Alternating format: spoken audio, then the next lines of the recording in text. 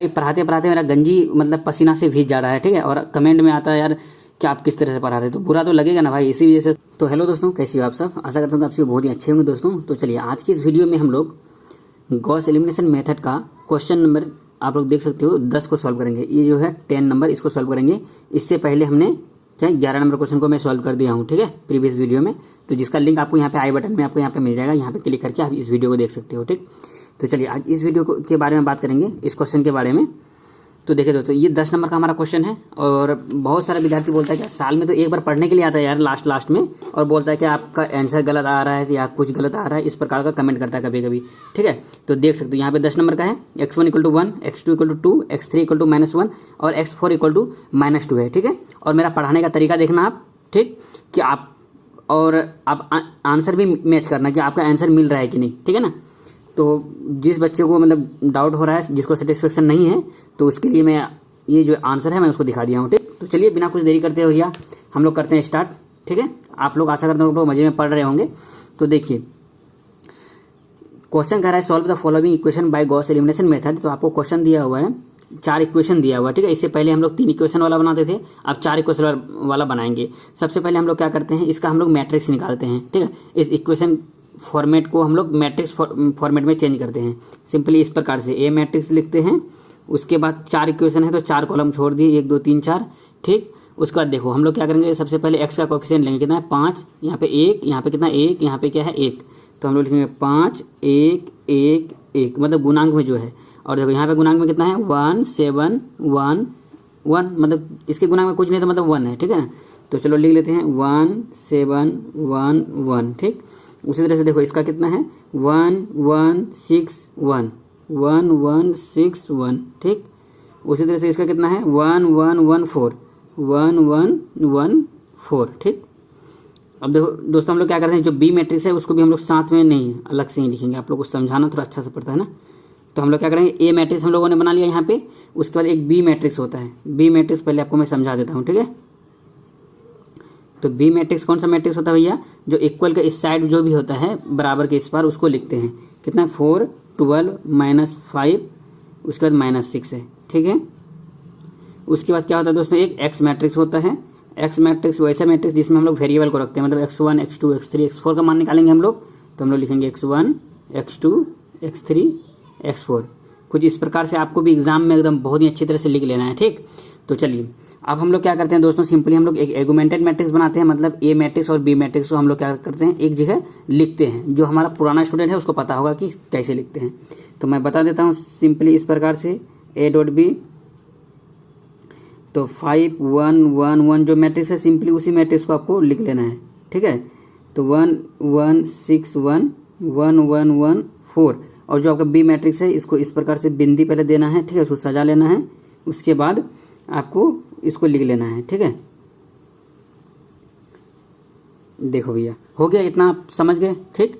अब क्या करेंगे हम लोग, चलिए अब हम लोग ऑपरेशन लगाते हैं, ठीक है। ऑपरेशन लगाने से पहले मैं आपको एक चीज हर बार बताता हूं कि यहाँ पे जो एलिमेंट होना चाहिए, यहाँ पे क्या होना चाहिए, हमेशा 1 होना चाहिए। लेकिन यहाँ पे है हमारे पास 5, तो हम लोग क्या करेंगे, सबसे पहला काम ये कर सकते हैं कि ये जो हमारा फर्स्ट रो है, ठीक है, इनमें हम लोग क्या कर सकते हैं 5 से डिवाइड कर देंगे। यदि यहाँ पे 5 से डिवाइड कर देंगे तो यहाँ भी 1 हो जाएगा, लेकिन यहाँ पे क्या हो जाएगा 1/5 1/5 1/5 4/5 हो जाएगा। तो ये हमारा क्या हो जाएगा, लंबा प्रोसेस हो जाएगा। तो आप दूसरा काम क्या कर सकते हो, सिंपली आप लोग किसी भी रो को ऊपर नीचा कर सकते हो। जैसे देखो इस रो को फर्स्ट में हमारे पे यहाँ पे क्या है 1 है, इस रो के भी फर्स्ट हमारा क्या है 1 है यहाँ पे, और यहाँ भी इस रो में फर्स्ट जो अंक है 1 है, ठीक है। तो हम लोग किसी भी रो को ऊपर नीचा कर सकते हैं, ठीक। तो हम लोग सिंपली क्या करते हैं दोस्तों, जो ये रो 2 है ना, रो 2 को हम लोग रो 1 में लिख देते हैं, और रो 1 को रो 2 में लिख देते हैं, उससे कोई भी फर्क नहीं होगा।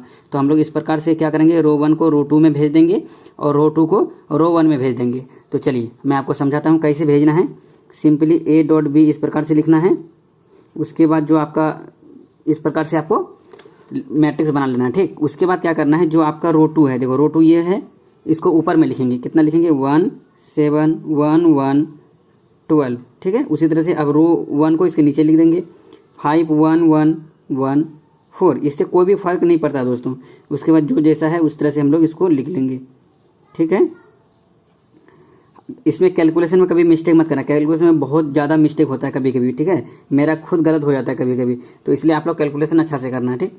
तो देखिए जब इस तरह से आपका बन जाए तो आपको क्या करना है सिंपली दोस्तों, ये जो आप डायगोनल एलिमेंट देख रहे हो यहाँ पे, ठीक है, इस डायगोनल एलिमेंट के नीचे ये जो जितने भी एलिमेंट है इन सभी को हमको क्या करना पड़ेगा, 0 बनाना पड़ेगा, तब उसके बाद हमारा क्या निकलेगा, हमारा तब आंसर निकल जाएगा सिंपली।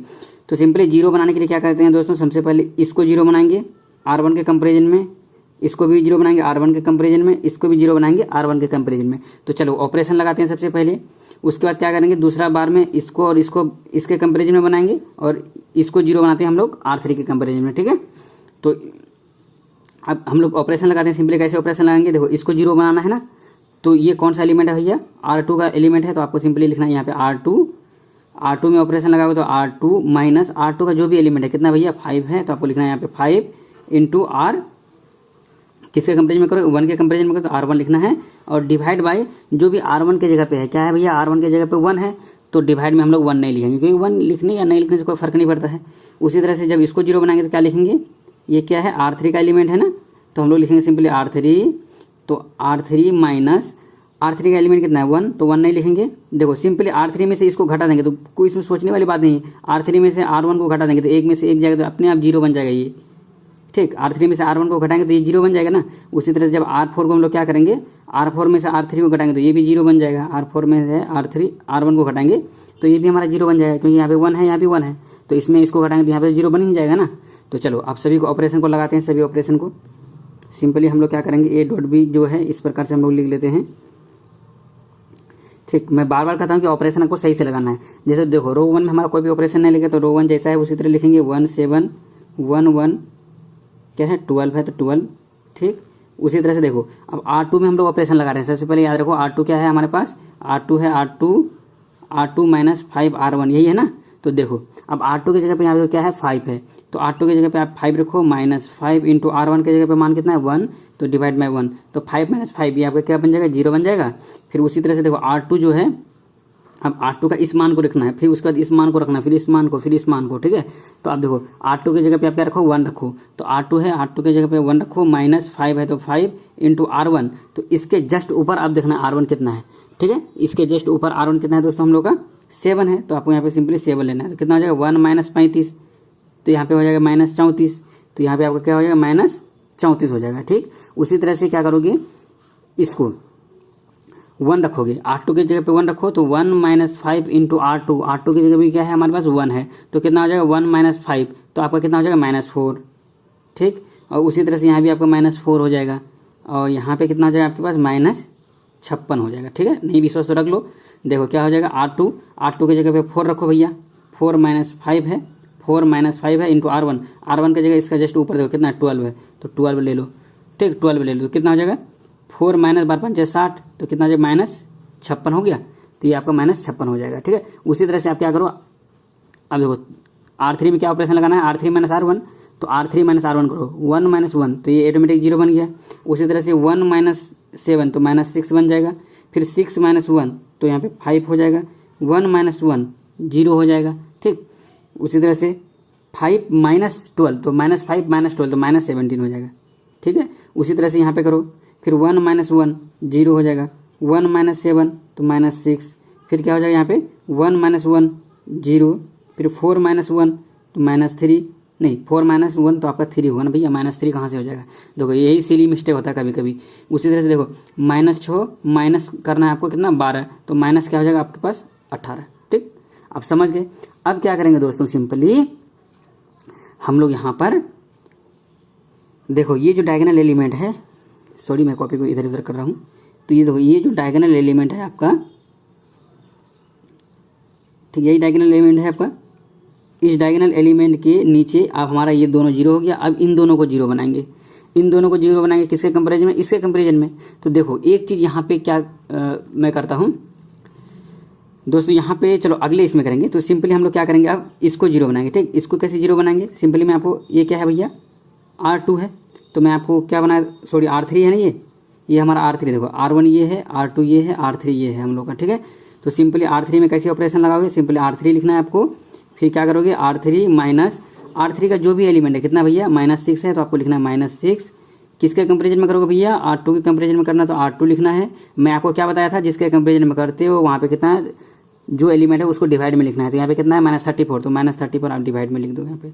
तो माइनस से माइनस कैंसिल हो गया, इसको 2 बार से काटो तो 2 बन जाएगा, 3 बन जाएगा, और इसको 2 बार से काटो तो कितना बन जाएगा 17। कितना बन गया, ये बन गया R3 equal to R3 minus कितना बन गया 3/17 R2 हो गया। ठीक है, तो देखो सिंपली देखो यहाँ भी -6 है, तो ऑपरेशन तो हमारा सेम ही लगेगा। तो R4 पे भी हमारा ऑपरेशन क्या लगेगा, R4 माइनस 3/17 इंटू R2। ठीक है, इसको जब जीरो करना है, क्योंकि इनको और इनको R2 के कंपेरिजन में ही हमको जीरो करना है।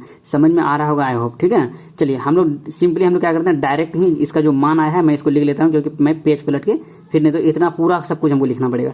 तो मैं डायरेक्ट इसका जो मान निकलेगा, ठीक है, R3 और R4 में जो चेंज होगा मैं इसको लिख लेता हूँ। ठीक, तो देखिए दोस्तों, ऑपरेशन लगाने के बाद कुछ इस प्रकार से हो जाएगा। ठीक है, देखो रो 2 और रो 3 में हमारा चेंजेज आ गया। ठीक, और ये दोनों हमारा जीरो बन गया। ठीक है ना, अब देखो सिंपली मैं आपको एक चीज बताता हूँ, जब इस तरह का कॉम्प्लिकेटेड बन जाए ना कोई भी मतलब मैट्रिक्स, तो आप क्या कर सकते हो, किसी भी रो में किसी भी चीज से गुना कर सकते हो, किसी भी चीज से आप क्या कर सकते हो, भाग कर सकते हो। तो देख सकते हो ये आपको क्या लग रहा है, थोड़ा नहीं लग रहा है कि मतलब कुछ कॉम्प्लिकेटेड हो गया, तो आप इसमें क्या करो 2 से डिवाइड कर दो।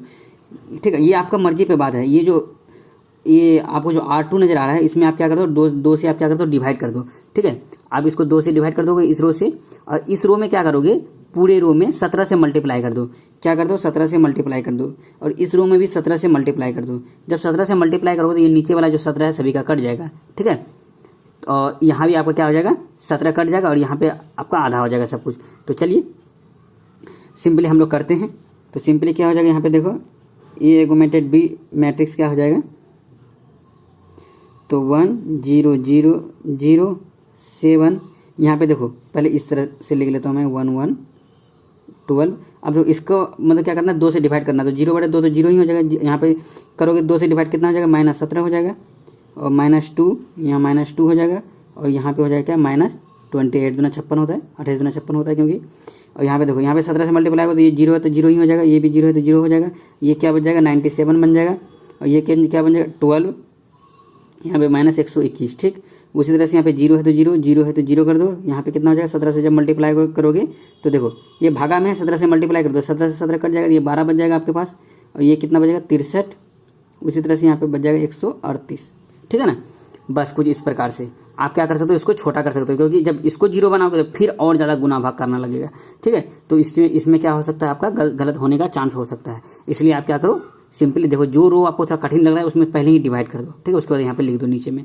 तो चलिए अब हम लोग आगे बढ़ते हैं। सिंपली अब इसको 0 बनाएंगे दोस्तों।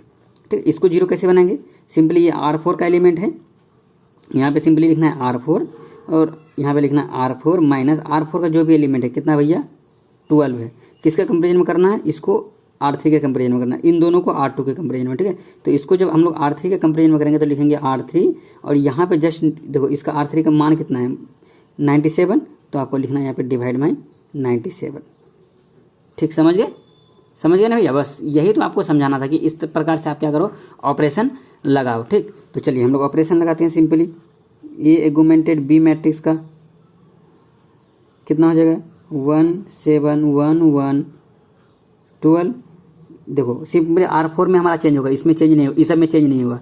R1 R2 R3 में कोई चेंजेस नहीं होगा। तो 0 -17 -2 -2 -28।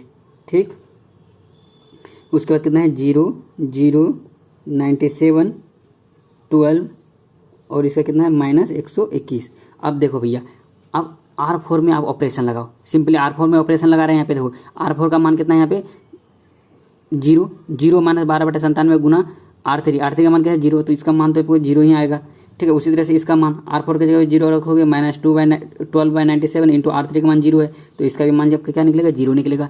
सिंपली आप यहाँ पे लगा के देखो क्या हो जाएगा, R4 यहाँ पे 12 है तो R4 की जगह पे 12 रखो, तो 12 माइनस कितना है 12/97 है। ठीक है ना, इंटू R3, इसके जो ऊपर R3 कितना है 97 है, तो 97 से 97 कट गया, +12 -12, तो ये भी हमारा क्या बन गया 0 बन गया। ठीक है, उसी तरह से आप यहाँ पे 63 रखो, -12/9 इंटू R3 का मान कितना है यहाँ पे 12 रखो। जब इसको रखोगे तो आपका मान सिंपली निकल के आएगा क्या दोस्तों, थोड़ा बहुत बड़ा मान निकल के आएगा, वो निकल के आएगा 67 डिवाइड बाई 97। अब कैलकुलेटर में इस तरह का मान पुट करो, यहाँ पे 63 पुट करना, -12/97 इंटू 8, 3 की जगह पे यहाँ पे 12 पुट कर देना, ठीक है। तो आपका इतना निकलेगा। उसी तरह से देखो यहाँ पे क्या निकलेगा, देखो अब R4 की जगह पे यहाँ पे क्या रखोगे, -138 रखना, -12/97 इंटू R3 की जगह पे 121 रखना, -121, ठीक है। तो जब इसको रखोगे तो आपका जो मान निकल के आएगा वो क्या आएगा दोस्तों, -11,934 डिवाइड बाई 97, ठीक। देखो ये जो आप डायगोनल एलिमेंट है, इन डायगोनल एलिमेंट के नीचे ये जो हमारा 6 वैल्यू है, 6 वैल्यू हमारा क्या हो गया, 0 बन गया। इसका मतलब क्या हुआ कि आपका लगभग क्वेश्चन पूरा सॉल्व हो गया। तो चलिए अब सॉल्व करते हैं हम लोग। देखो दोस्तों, हम लोग जब लिखे थे स्टार्टिंग में, ये हमारा x का कोफिशिएंट था, ये y का कोफिशिएंट था, ये z का कोफिशिएंट था, सॉरी ये x1 का, ये x2 का, ये x3 का, और ये हमारा किसका था, x4 का था, यही था ना। तो देखो सबसे नीचे वाला रो में देखो x1 का मान 0, x2 का मान 0, x3 का मान 0, ये z का x4 है, ठीक है। तो आपको यहाँ पे लिखना है क्या, सिंपली 4967 डिवाइड बाई 97, ये x4 का मान था, इक्वल टू कितना भैया, -11,934, ये है 97, यही है। तो चलो ये देखो आप सिंपली यहाँ पे डिवाइड करो, 97 से 97 कट जाएगा, ये जो है 2 बार से कटेगा, ठीक।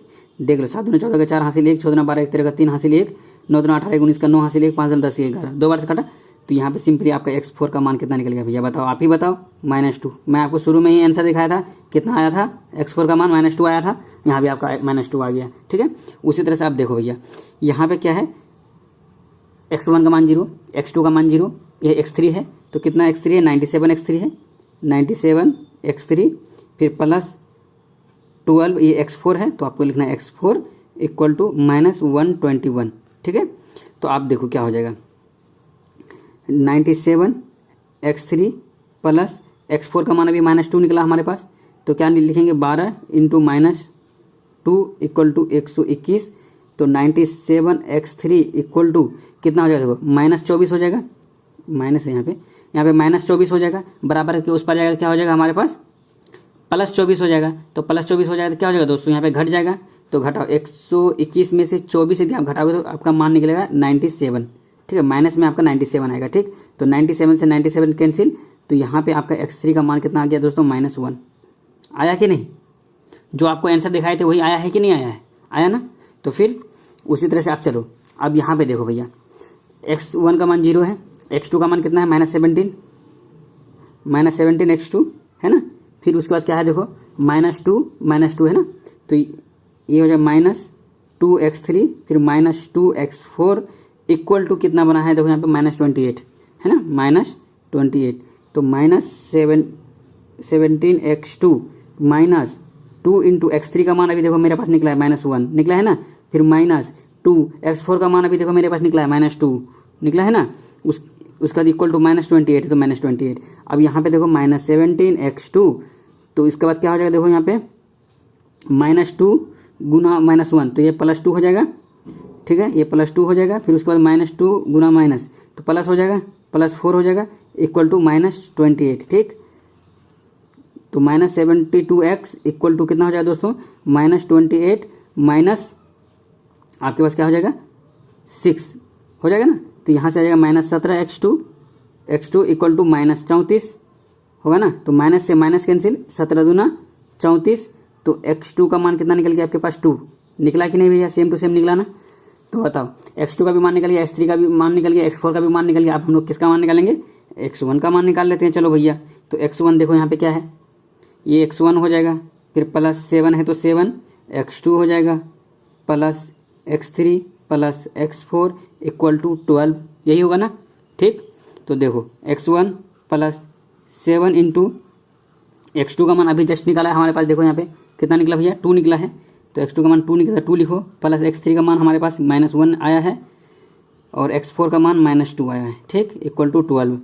तो x1 इक्वल टू क्या, x1 क्या हो जाए, प्लस 7 दूना 14 -1 -2 इक्वल टू 12, तो यहाँ पे x1 इक्वल टू क्या हो जाएगा, 14 में से 3 गया कितना हो जाएगा, 11, 11 प्लस में है, बराबर के उस पर जाएगा तो माइनस में हो जाएगा, 12 - 11, तो x1 का मान यहाँ से निकल जाएगा आपके पास क्या, 1, निकला कि नहीं भैया? देखो x1 का भी मान निकल गया, x2 का भी मान निकल गया, x3 का भी मान निकल गया और x4 का भी मान निकल गया, आपका सब मान निकल गया। ठीक है भाई, पढ़ाते पढ़ाते मेरा गंजी मतलब पसीना से भीग जा रहा है। ठीक है, और कमेंट में आता है यार कि आप किस तरह से पढ़ा रहे, तो बुरा तो लगेगा ना भाई, इसी वजह से थोड़ा स्टार्टिंग में मैं कुछ बोल दिया था।